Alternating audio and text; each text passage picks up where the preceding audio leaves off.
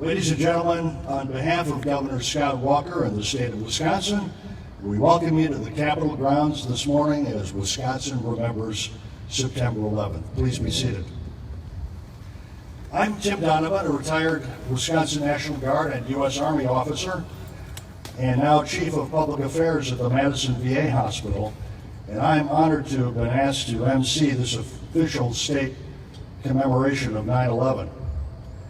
Exactly 15 years ago today, at 7:30 on a bright September morning here in Wisconsin, a morning not unlike today, while we were getting to work or to school or in our cars or starting our day at home, 3 commercial airliners had departed East Coast airports for flights to California, and a 4th was just pushing out of the gate. In New York City, Lower Manhattan was just coming to life that Tuesday morning. Commuters were streaming into the World Trade Center and up into its twin 1,360-foot towers. Just across the Potomac River from Washington, D.C., soldiers, sailors, airmen, Marines, and civilian staff were at their Pentagon desks managing the readiness of our nation's armed forces. American Airlines Flight 11, a Boeing 767 with 81 passengers and a crew of 11, had taken off 14 minutes late from Boston Logan Airport en route to Los Angeles. The United Airlines Flight 175 had also departed Boston for LA with 56 passengers and 9 crew members aboard, another fully fueled 767. A Boeing 757 aircraft operating as American Flight 77 had already lifted off from Dulles International Airport bound for LA with 58 passengers and a crew of 6.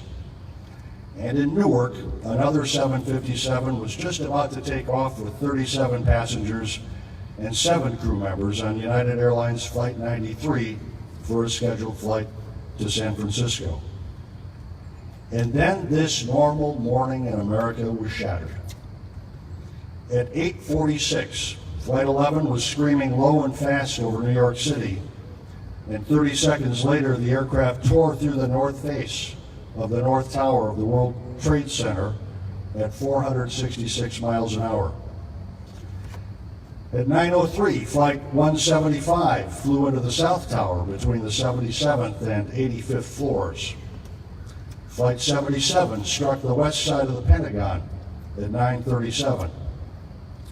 And at 10:03, Flight 93 crashed into a field in Stony Creek Township, Pennsylvania, after the plane's heroic passengers stormed the flight deck and likely saved the hijackers' intended target, probably either the U.S. Capitol or the White House. And so began the unimaginable events that bring us to the state capitol here today. We'll begin our ceremony this morning with the introduction of elected state officials and members of the cabinet, firefighters, and law enforcement personnel who represent Wisconsin's first responder community, emergency management and homeland security officials, service members and veterans, and special guests. Would you please stand as you or the group you represent are introduced, and please hold your applause until we've completed the introductions. We're pleased to have members of the Wisconsin State Legislature here this morning. Will our state legislators please stand? Thank you, Senator. We're also pleased to have members of the Wisconsin State executive agencies of Wisconsin State Government. Would Wisconsin's cabinet secretaries who are here, if any are here, please stand to be recognized.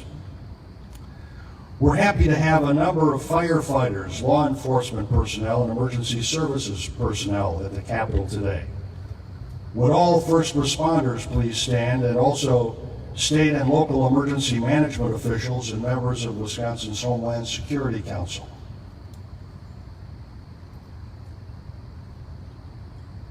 For many among us, 9/11 was not just a single day, and for those of us who serve or have served in the armed forces, it was the first day of a new mission. I ask our active, Guard, and Reserve service members and veterans to please stand and be recognized.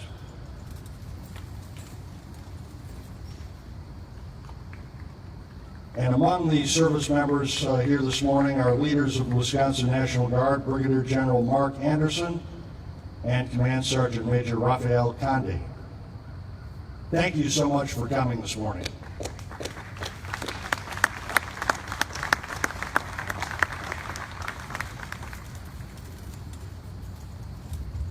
Now please welcome Wisconsin Army National Guard Chaplain Doug Hedman to the stage to deliver the invocation.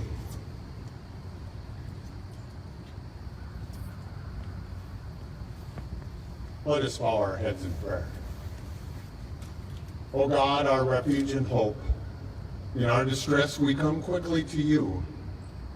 Shock and horror of that tragic day have subsided, replaced now by an emptiness, a longing for an innocence lost. We come remembering those who lost their lives in New York, Washington, D.C., and Pennsylvania. And we are mindful of the sacrifices of our service members who demonstrated the greatest love of all, that is the willingness to lay their lives down for their friends. We commit their souls to your eternal care, and we celebrate their gift to a fallen humanity. Today we come remembering, but we also come in hope, not in ourselves, but in you, gracious God.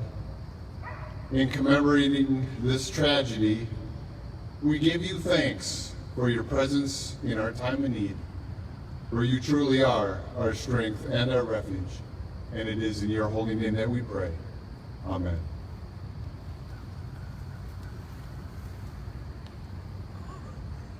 Thank you, Chaplain Hedman. Would you now please rise as members of the Wisconsin State Patrol Honor Guard present the colors of the United States of America and the state of Wisconsin, and then remain standing for our national anthem and the Pledge of Allegiance.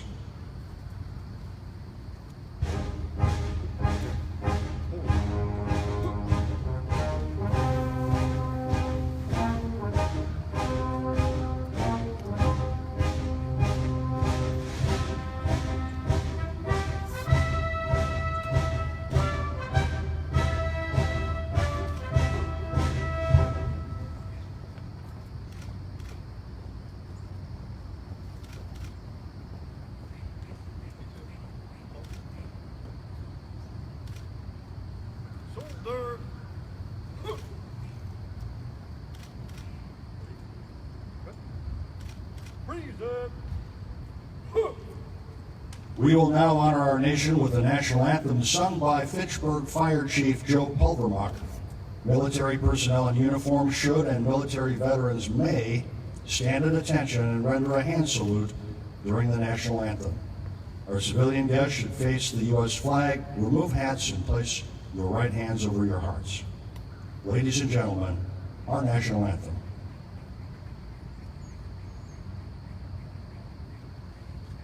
Oh, say, can you see by the dawn's early light what so proudly we hailed at the twilight's last gleaming, whose broad stripes and bright stars through the perilous fight o'er the ramparts we watch, we're so gallantly streaming.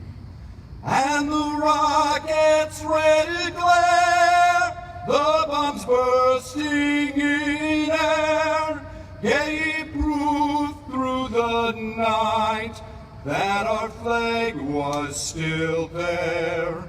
Oh, say does that star-spangled banner yet wave o'er the land of the free and the home of the brave?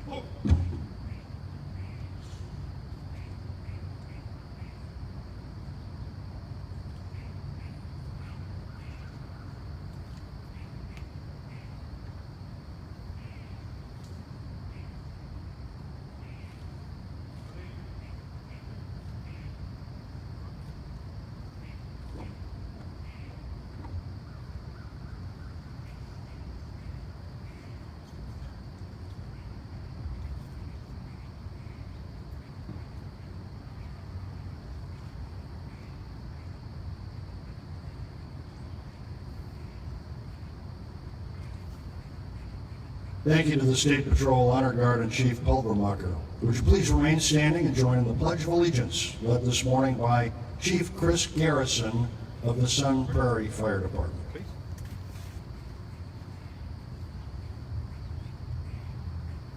I pledge allegiance to the flag of the United States of America and to the republic for which it stands, one nation, under God, indivisible, with liberty and justice for all. Thank you, Chief Garrison, and please be seated. No matter where we were early on a bright mid-September morning 15 years ago, most of us will never forget what happened September 11th in Lower Manhattan, on the banks of the Potomac River, or on the site of a reclaimed coal mine in Stony Creek Township just outside Shanksville, Pennsylvania. The horrifying moments are burned into our memories. And so Americans are gathering all across the nation this morning to honor 2,977 innocent victims of 9/11. There were 2,223 workers at the World Trade Center, along with 40 NYPD and Port Authority police officers, 343 firefighters from the Fire Department of New York. There were 125 military personnel and civilians on duty at the Pentagon, and they were 246 passengers and crew members aboard 4 doomed airliners. They were men, women, and children. They were fathers and mothers and brothers and sisters, sons and daughters and husbands and wives who were innocently going about their daily lives. They were Americans, and they were also citizens of 62 other nations. The nearly 3,000 victims who died September 11th and their families suffered first on that terrible morning, but we all felt the pain of their loss. The entire nation wept that day, and the pain and the tears and the sacrifice and service have continued in the 15 years since that horrible September morning in 2001.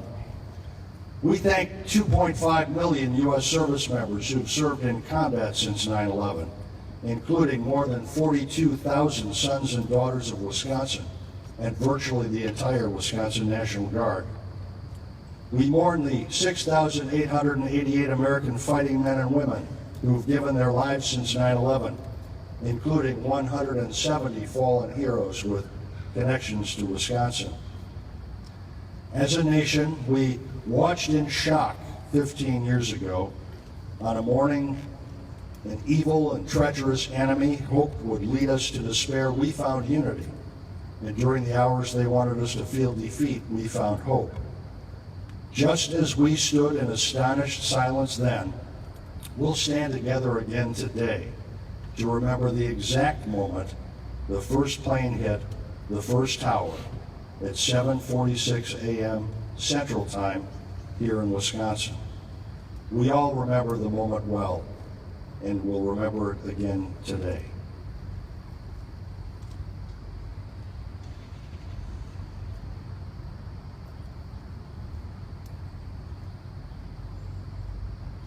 We continue to pray for all those lives who were lost on September 11th and renew our commitment to 46,000 of our nation's post-9/11 wounded warriors, many of them from Wisconsin, who continue to bear both visible and invisible scars of their service even after their time in uniform has been completed. At the conclusion of a moment of silence we're going to have here in about 30 seconds, the Menominee Falls Police Color Guard will fire a rifle salute to honor all of our fallen from 9/11 until today. Military members who are present should come to the position of attention and render a hand salute as the first volley is fired, and hold your salute through the conclusion of taps. It is now 7:46. Would you please rise for a moment of reflective silence?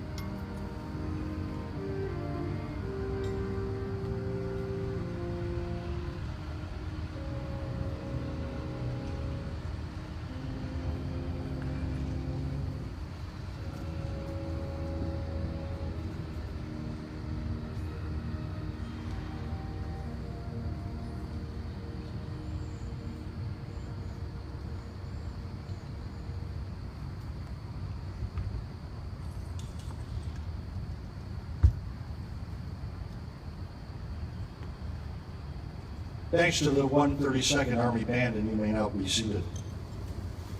Ladies and gentlemen, please welcome next to the stage Mr. Greg Graz, Director of Wisconsin's Division of Personnel Management. Greg served on the University of Wisconsin Board of Regents from 1999 through 2006 and is the founding member of a fund that raised over $850,000 for families of New York City firefighters impacted by the 9/11 tragedy. Mr. Graz.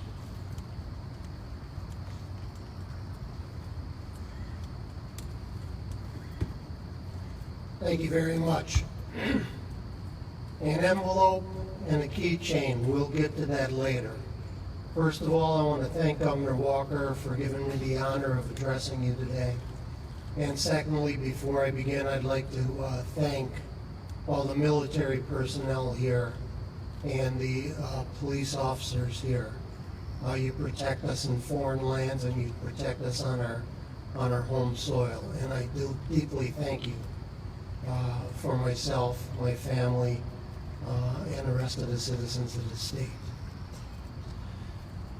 You've seen on TV many of the reenactments of 9/11/2001. I can't tell you from a personal standpoint how difficult it must have been for those firefighters. I can tell you what it meant to firefighters in Milwaukee and I'm sure throughout the country, and what we felt when our family, the firefighter family, was hurting so much. I was sitting in my office that morning. It was the morning before an evening union meeting, watching TV, the news, when the first plane hit. I thought it was an accident. I didn't realize what it really was.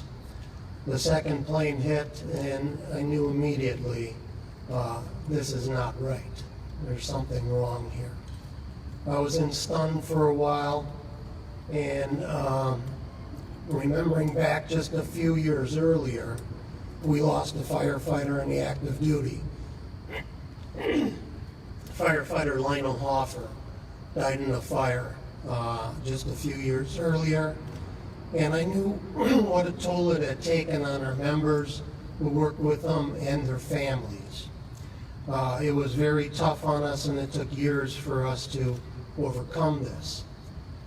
Saying the planes hit the towers and the fire began, and the firefighters running into the towers, I knew instinctively that this was not going to end well. There were going to be fatalities. How many, I didn't know, and I knew that our members were going to be wondering that night what we were going to do. Firefighters do feel a sense of family with other fire units throughout the country, and they would want to help. I didn't know what to do at the time. I was thinking. I called in my treasurer at the time, Scott Bishop, and we got our attorney on the phone, and we decided to, that day, form a 501c3 plan. And we called it a Local 215 Disaster Fund. Knowing that whenever a tragedy occurs, there's a lot of fundraising going on throughout the country, I wanted to make sure that if we did any fundraising in Milwaukee, all of that money would go directly to the firefighters' families. At that union meeting that night, we started basically planning how we were going to do this. We thought maybe we'd keep our members, occupied and keep their minds off of it so that they could feel like they were doing something. We thought maybe we'd reach $50,000, $100,000. After the first 2 weeks, we were already at $100,000. We knew that this was something bigger than we thought because everybody was coming to our union hall. We had the union hall open every day, 7 days a week, from 8 in the morning till 5 at night. people were coming through. Our lowest donation was a little girl, and she gave me 33 cents. Our highest donation was a $20,000 check from a business. Now, to reach $850,000, it's a lot of $5 and $10 donations. So you can imagine how the community came out and supported us. They weren't supporting us, they were supporting the fallen firefighters in New York. We were just the conduit for them to help. Their biggest fundraising event, we came up with the idea of selling American flags for donation, for any kind of donation, quarter, dollar, $5, whatever. So we worked with our partners, Bell Ambulance, Jim Lombardo, and we ordered thousands of American flags. And through KLH in Milwaukee, we set up a distribution early in the morning to get the drive time people coming in. We got to State Fair Park at 4 o'clock in the morning. The Milwaukee County Sheriffs had a direct traffic. It was unbelievable. We couldn't keep up. We sold every flag. We stood there from 5 in the morning when the cars started coming through till 3 in the afternoon when the last car went through. We sold almost every flag. There were many other businesses that wanted to get involved with us, and as a result, we were starting to get quite a bit of money. We were now approaching $500,000. We knew at this time that, what are we going to do with this money? So we had a firefighter in Milwaukee that always wanted to be a New York firefighter. His name was Dan Barrett. So we called him, and we got in touch with him, and we said, well, what do you guys need out there? What do you need? And what they needed, they didn't ask for anything. They asked for warm socks, and they asked for firefighters to come to New York and attend the funeral, because a lot of firefighters were still on the scene at Ground Zero looking for lost firefighters. We then asked Dan what would be the best place, where would the union, where would the members like the money sent. He told us that Rudy Giuliani, then the mayor of New York, had a fund set up in which he was going to directly take care of the money and distribute it to the families of those that were killed in the 9/11 attack. So we got a hold of Rudy Giuliani's chief of staff, and we worked out the situation. From 9/11 to mid-December, we had raised $750,000. At that time, we worked out an arrangement for Dan Barron and some other firefighters from New York to come to Milwaukee Bucks game. We presented them the check at halftime of that game. Through the end of the year, it was mentioned earlier, we got another $100,000. So within 3 months, we raised over $850,000. Shortly after January 1st, in the early part of 2002, a group of us, my wife and 3 other couples, went to New York, and we visited with the firefighters. We went to Ground Zero during the daytime. We looked around the area. There was a chain link fence. There were flowers, there were notes, there were letters in all different languages from all different countries. We love you, thank you, so on and so forth. That evening, we were honored to go to the family viewing area, which was a separate area, only for family members. It was an enclosed area, enclosed with a sheet plywood. There, the messages were much more personal.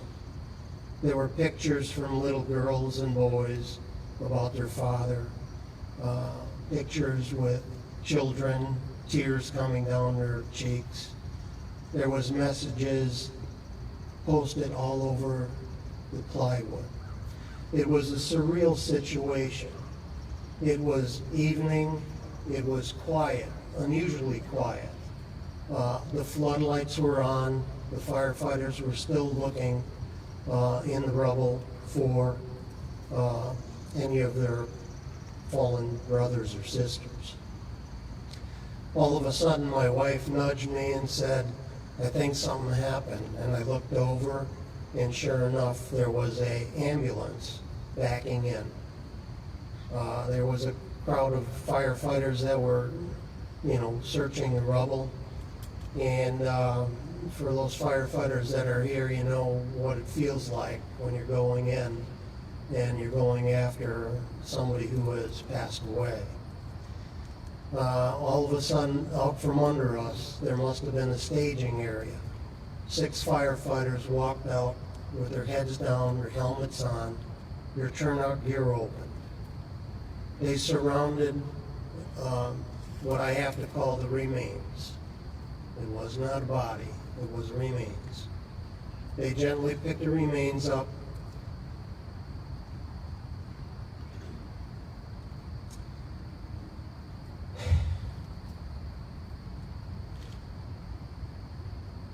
and placed it in the ambulance.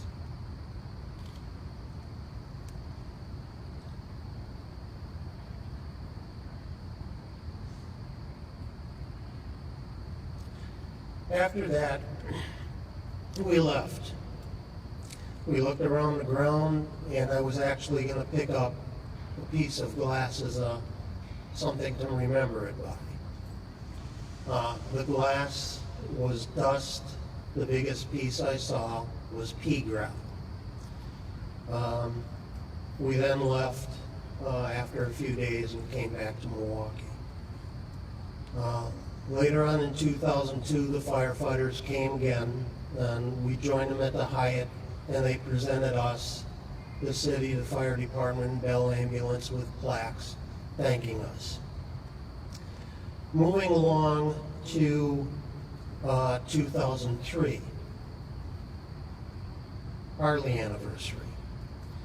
Harley Davidson had come out with a firefighter edition motorcycle. It was bright red, fire engine red, some would say. We got a call from New York firefighters, and they asked if they could come to Milwaukee and we could put them up.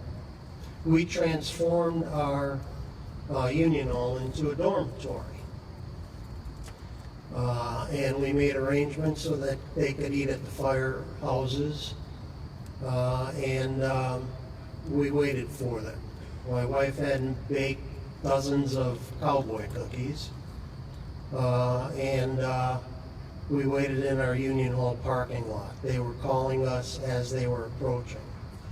As they approached, there were 35, 40 red Harley Davidson motorcycles coming into our parking lot. They gave, the cookies went real quick, after a long ride from New York, you can imagine firefighters are hungry. One of the firefighters came up to me. He was working at Ground Zero, and he didn't know anything about this, but he came up to me and he said, "Greg, I got something for you." And he reached in his pocket and he had a little bag, and he pulled out one of the biggest pieces of the Twin Towers that he found. And this is it, a piece of glass from the Twin Towers. It's about 1 inch by 2 inches. And he says when the firefighters were looking for the bodies and they found large pieces of glass, they would put them in their pockets as memento. And I was honored to receive one. So you see, our bond with the New York firefighters became strong and remained strong. going on to 2004. I was lucky enough to be at the Republican National Convention in New York. Knowing that firefighters were there and they knew me by that time, walking around, visiting the firehouses, they still remembered, the 9/11. There were still plaques and shrines at all the firehouses, as there were when we went there in 2002. A gentleman approached me and he said, "Greg," I says, "Yeah, how you doing?" He says, "Good, how you doing?" He was an older gentleman, and he said, "I'd like you to have this." And he gave me a little piece of lead. The piece of lead is in the shape of a heart. On the back of the heart is a replica of the American flag. On the front of the heart, it says Mike Boyle and the date 9/11/01 firefighter. That was the father of Mike Boyle. I don't know if that was the individual that was found that night we were there in 2002. I couldn't tell you.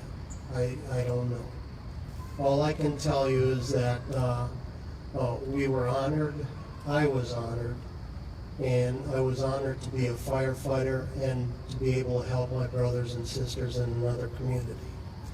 So you're saying, where does this end? Well, there is no end. As long as there's a piece of glass, a heart with a hole in it, and an American flag, and 9/11 comes around, it'll never end. We will always remember. And thank you very much.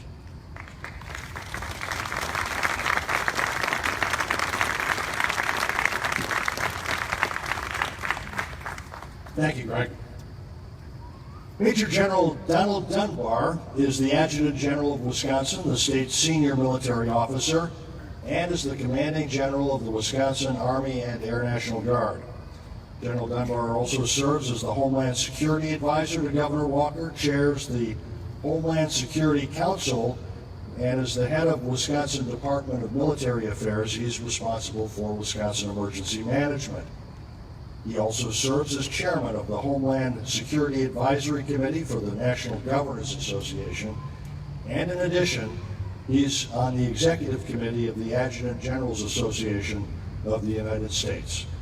He's mobilized more than 7,800 soldiers and airmen for combat operations and led Wisconsin through 7 declared Stafford Act emergencies. On 9/11, General Dunbar was serving as the executive officer to the director of the Air National Guard in Arlington, Virginia. Ladies and gentlemen, please welcome the Adjutant General of Wisconsin, Major General Don Dunbar.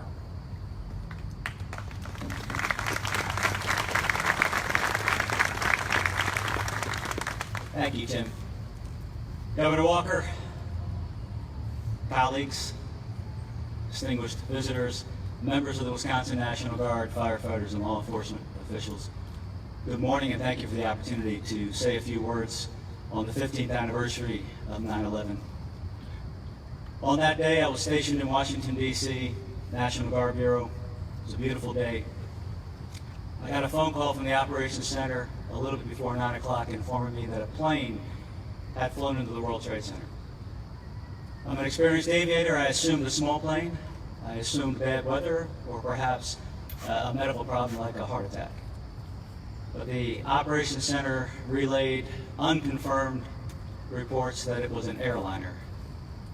And that simply made no sense. So I went into my boss's office, who was a 2-star general, and I turned the TV on. CNN was covering it, and sure enough, the North Tower had a gaping hole, which could have been an airliner, and smoke was pouring out. My boss arrived. I gave him a quick back brief. He stopped what he was doing. He came over and stood next to me, and in one of those rare moments, we were standing together, staring at the TV, CNN's live coverage as the second airliner struck the South Tower live. We knew at that point we were under attack. We didn't know the details or who was attacking, but it was clear we were under attack. So as a senior officer, he responded the way you'd expect. He issued a series of orders to me. He wanted the National Guard's Crisis Action Team stood up. He wanted me to make sure he was in contact with the adjutants general across the country, and he wanted to make sure he was in contact with the United States Air Force leadership at the Pentagon. We started to execute his orders, and a few minutes later, we felt a violent explosion that shook our building. We had no idea what it was, but received confirmation quickly that the Pentagon had been struck by yet another airliner, the third such attack of the day.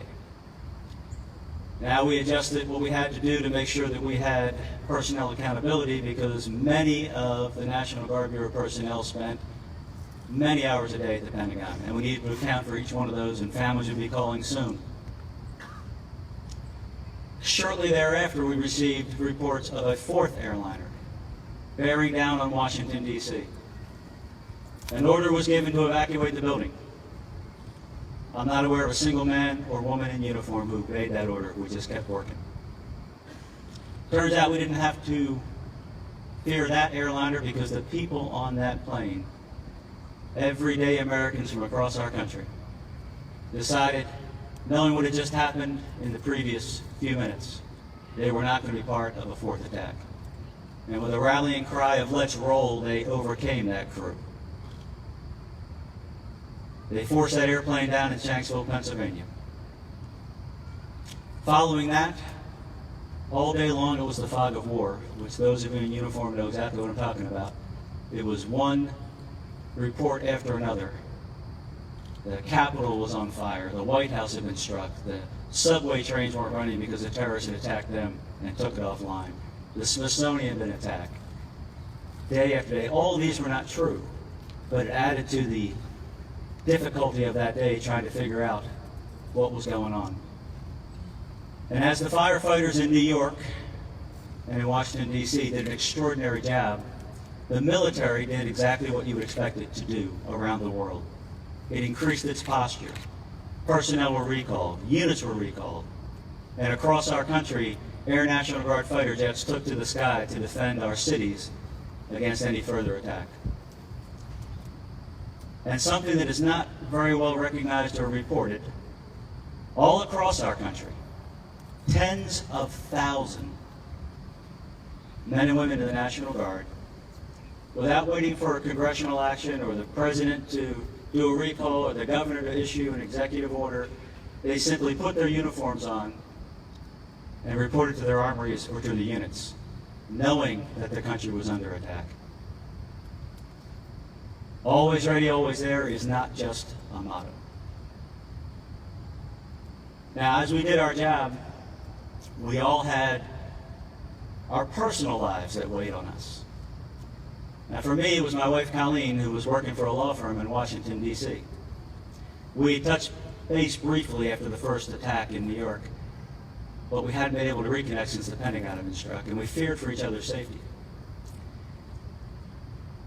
When the fourth airliner was coming in, her office building was evacuated, and her boss offered to drive her home. So they got into the car and they went out of the parking lot into, as you would imagine, gridlock in Washington, D.C. Nothing was moving. And as they sat there, she relayed to me later that by now the FAA had started to recall all the airliners in the air to land so they could figure out where the bad guys were. And a plane flew overhead, rather low, going into Reagan, and she involuntarily shuddered and looked at her boss and said, "I am not just going to sit here. If I have to, I'll walk home." She got out of the car with her friend and they started walking, and they decided they would try the subway, even though there had been reports of an attack on the subway. But the subway was fine. It was working slowly, but it was working. And she eventually made her way home and was able to get a hold of me at 4 o'clock in the afternoon to say she was home safe. Man, I was glad to get that call. Business kept going at the National Guard Bureau. We established a battle rhythm. We had a plan together for the next 24 to 48 hours. My boss headed home for an early morning meeting the next day with the president to talk about using the National Guard. But I wasn't ready to go home. I was keyed up. So I went for a run. I jogged through the deserted streets of Arlington, Virginia, and I was drawn inexorably to the Pentagon. I worked my way to a hill where the Marine Corps headquarters sits on the west side of the Pentagon. The scene was graphic. It seared in my memory. Flames lit the sky, thick, black, acrid smoke poured out of the Pentagon. Firefighters battling bravely. And as I stood there, I was joined by probably about 125 or 150 citizens, and they were holding American flags and singing patriotic songs, and they sang Amazing Grace. And I remember standing there realizing how angry I was. I was angry about that attack in New York, angry about watching the Pentagon burn, angry at the loss of life, innocent life.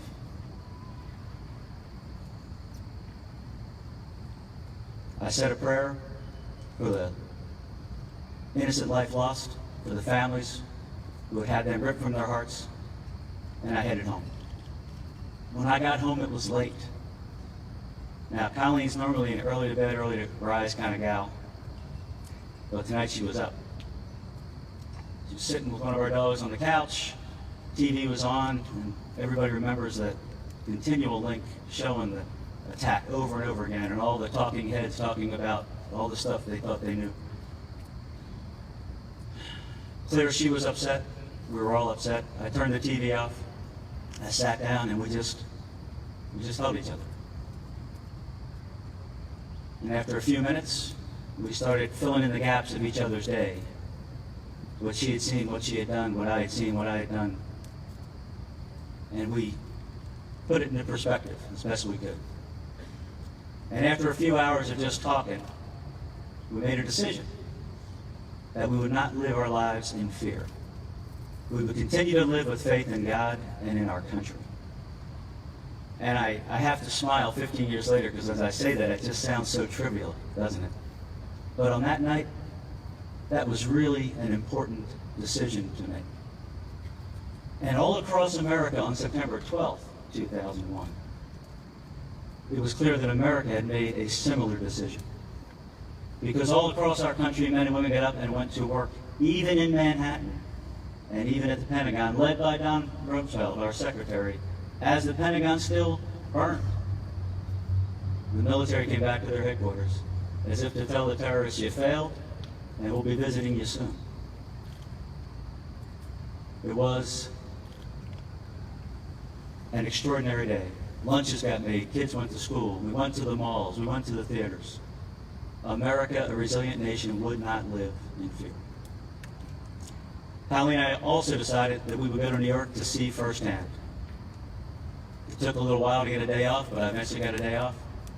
We headed up to New York. We couldn't quite get to Ground Zero, but we got close. We talked to firefighters and police officers, and we talked to National Guard members starting the recovery process. It was a scene like you're on the moon, because all that dust from the building coming down had settled in different shades of gray. It was moving. We walked back out of Lower Manhattan, headed to Midtown. You couldn't drive, you couldn't take a subway. And as we walked, we passed the firehouses and the police stations. And at each one of these houses, they would have the pictures of the fallen on display for the public to see. And walls of note cards from all around the world.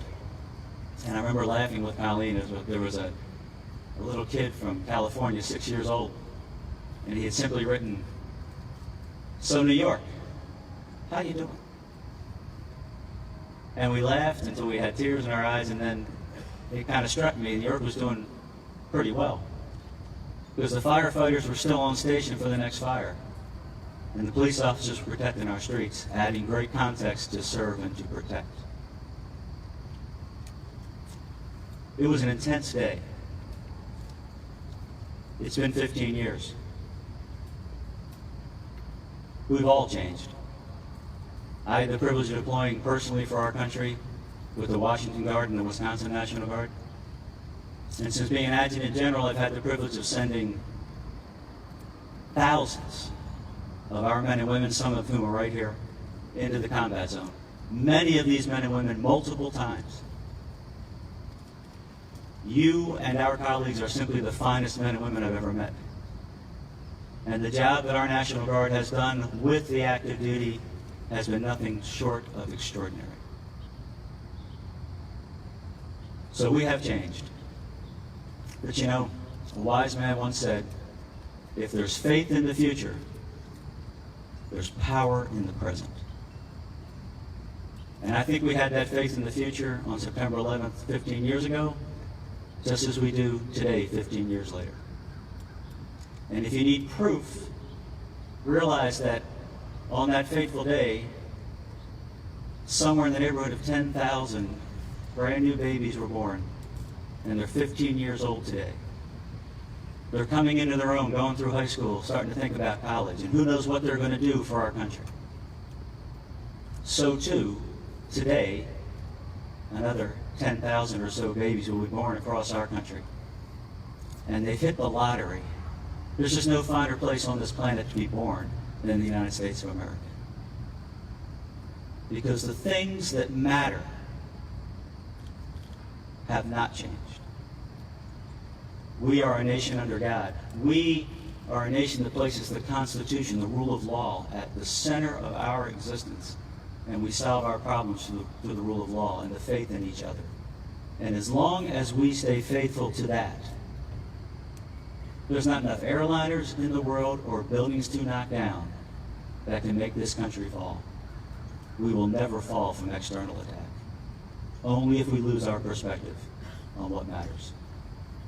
This is a great country. It is such a privilege to wear this uniform and to serve this great nation. And I'll close, as I did on that hill 15 years ago watching the Pentagon, with a simple prayer. And I will pray that God will continue to bless this great country and make us worthy of the sacrifice that has gone in to making it great. Thank you, ladies and gentlemen.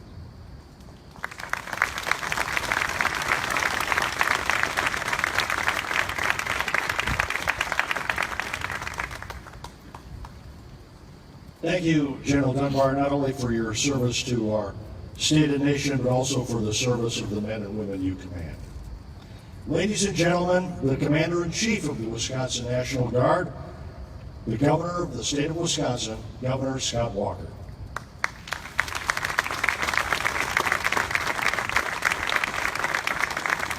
Thank you. We think about freedom on days like today, and it's particularly appropriate this year. When you think of 9/11 being on a Sunday, you think about freedom being endowed by our Creator.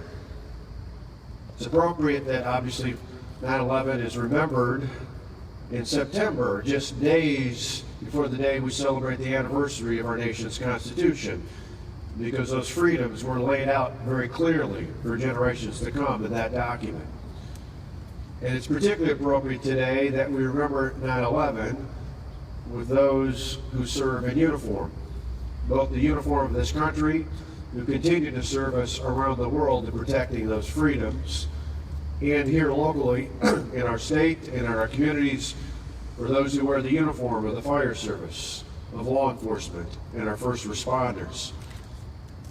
Today, as has been mentioned many times, we remember the 2,977 innocent lives that were lost on this day 15 years ago. Those who had no idea what was happening, and many others, as Rick Rutz so eloquently mentioned, who knew full well what they were getting into. The firefighters, those in law enforcement for the city and the Port Authority, and the first responders who, without hesitation, stormed into the buildings in 9/11, to those in similar capacities in law enforcement who did the same at the Pentagon, and to those brave members of that flight over Pennsylvania who took on that same task as well. Today, we remember 2,977 innocent lives lost on September 11th, 2001. Several of whom were from Wisconsin. Tonette and I, our sons Matt and Alex, several years ago made a quest to go to what is now a memorial at Ground Zero in New York City. And on that particular day, it wasn't a special ceremony as it will be today there and has been over the years, but we had a chance, like so many other Americans and quite frankly those from around the world, to go to go to that memorial site. And for those who've been there, you know that it's not only the outline of the two twin towers that were there, that the names, not just of those lost in New York, but all those who were lost on 9/11/2001 are mentioned there. And so we had a guide with us, and they were nice enough to make us aware of the fact that there was paper, that you could get rolls of paper and crayons. And so we went and we found off the side by the museum that's open now that you could do assortment of the names, and we were able to find many of the names were associated with families here in the state of Wisconsin. And so we got the papers and we got the crayons and we etched off onto the paper their names. But less for remembrance for ourselves, but on the return home we actually clipped them off piece by piece and sent them back, trying to find the addresses of the family. Some who many years had transferred many points from where they originally were at 15 years ago. We passed them on. And the fact that we did that on a date different than September 11th today is a great reminder to me that while we remember those individuals at ceremonies like this here in Wisconsin and in all 50 states across this country, on days like today, those families remember their loved ones every single day. Greg, I thought your mention of those several items that you were given were particularly poignant when you mentioned the one on the keychain that is a heart with the flag on, with a hole in it. Because for all of us who were alive on 9/11, young or old alike, there will always be a hole in our hearts for those that were lost on that day. For those who were family and loved ones, whether they're from Wisconsin, around the country, or around the world, that hole is something a reminder of every single day, not just on days like today. And so today we remember. We also remember, as those in uniform of our armed forces know also well, it wasn't just that day.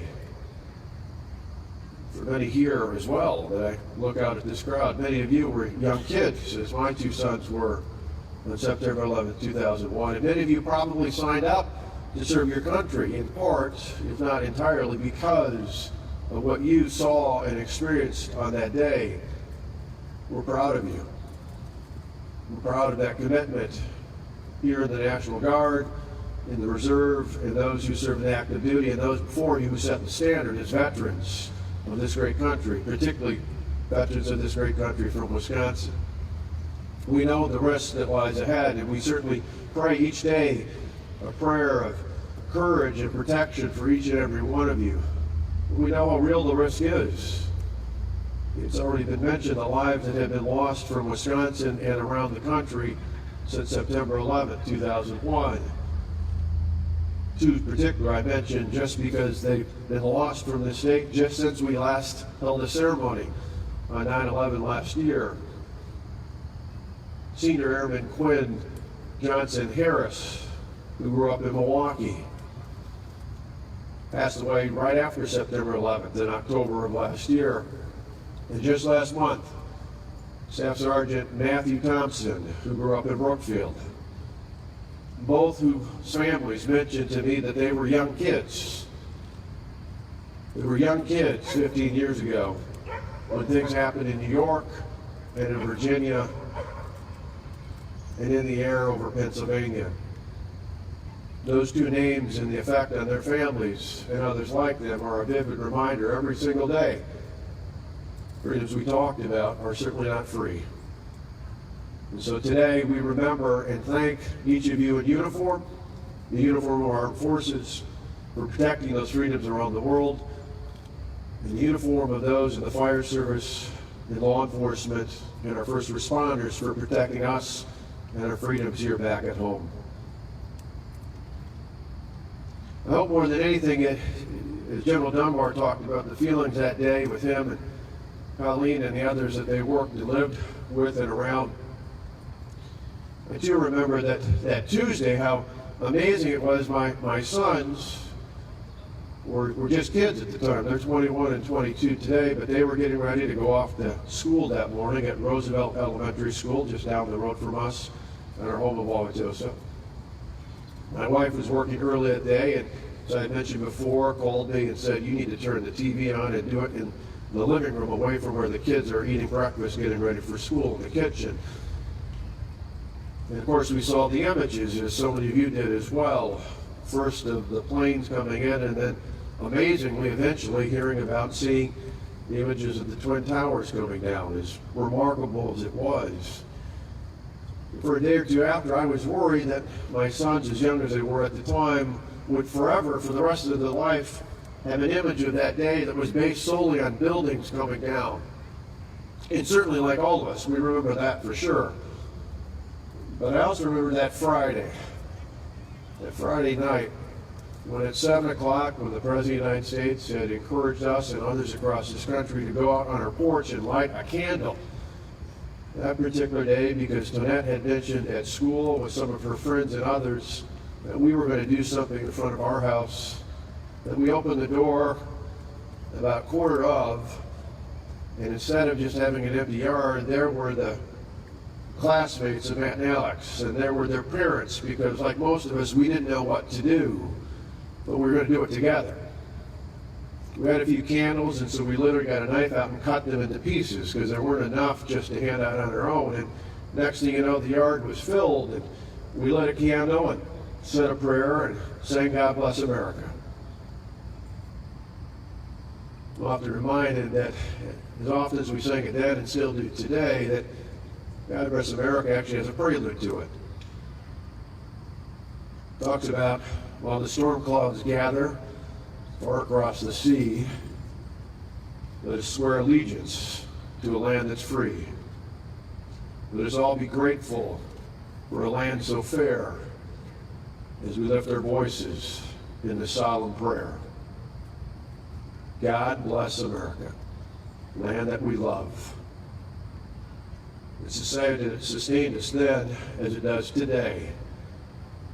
One of the great phrases I remember that occurred the days after and continued for quite some time was united we stand. Our prayer today as we pray that God would indeed continue to bless America is that as a country, as a state, as our individual communities and as families all across this great nation, we would not only ask for God's blessing upon this nation, but we would find more opportunities like today to be united. United across ages, demographic, race, religion, politics, whatever it might be, that there might be more ways that we would be united because of those freedoms we share. And thank you for the blessing of men and women like many of you here today who continue to protect those freedoms even as we speak. May God bless America, and may God bless each and every one of you.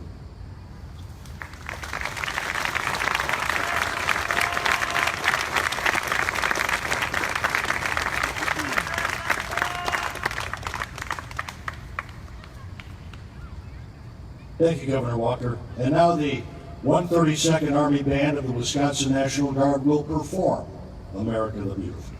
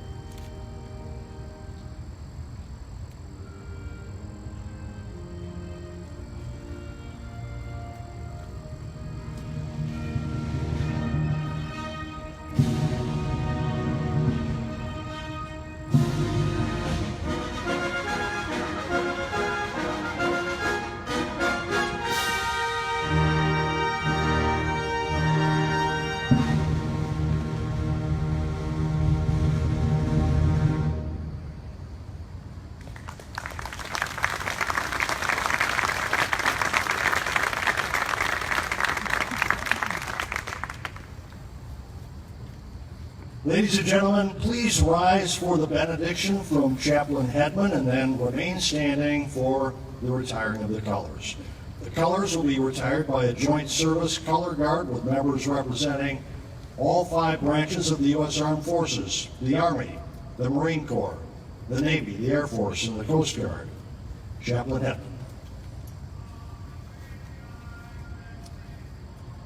As we leave this place, let us remember that we are always a people of hope. God always goes with us. He goes before us to show us the way, beside us to befriend us, and back of us to encourage us, above us to watch over us, and within each one of us to give us his peace. Amen. Thank you, Chaplain Hedman. Retire the colors.